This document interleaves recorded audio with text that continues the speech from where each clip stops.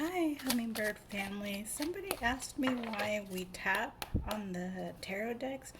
The way I learned it was because I'm reading the energy, when there's a deck of cards that feel stagnated, when you walk into a room and the windows have been closed, there's no air, you kind of feel it.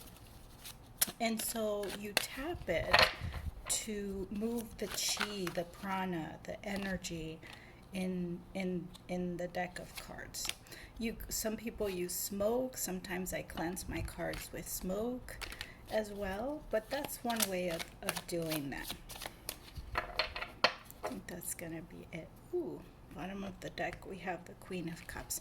We are going to do a financial reading. We have the Five of Pentacles, the Seven of Pentacles. Wow. We have the Ace of Pentacles and the Page of Pentacles. What a great reading. At the bottom of the deck, we have the Queen of Cups here. So this is telling me a lot. So I can clearly see that in the past, you went through some changes, some financial changes.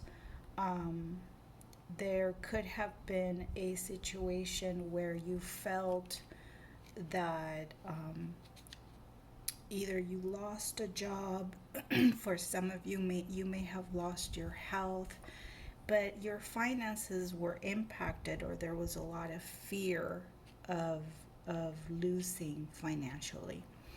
In this card, we see the two characters suffering, they're cold, and they're walking through a house of worship that clearly has a light on, where they could seek shelter, and yet they can't see it, or they are not present in the moment. So you were in that state of mind in the past where you couldn't see the blessings. You were going through some emotional disconnect with money. This is followed by the Eight of Pentacles, which is telling me that at some point you, excuse me, discovered your personal power, or discovered a skill that you had, and you began to work on this skill. You began to study, for some of you. For others, I don't know why I see baking in um, but this will be different for all of you, since this is a collective reading. But you know what your skills are, and you know what it is you've been working on, whether you were fixing something, whether you're an electrician, whether you are an engineer. Whatever that was for you, you began to work on that. And the overall energy of this reading is that this skill is really something you're passionate about. I have two cups here, you know, and there is messages of love. There is beginnings of love. There's a lot of passion in this skill that you do, which will bring you wealth. Because what we align to on in the emotional level, and we dedicate to our gifts and our skills, they bring emotional satisfaction, and they bring things in the material world. They bring us more time, or more money. And this is also creating a beginning and a divine offering for more in the material world.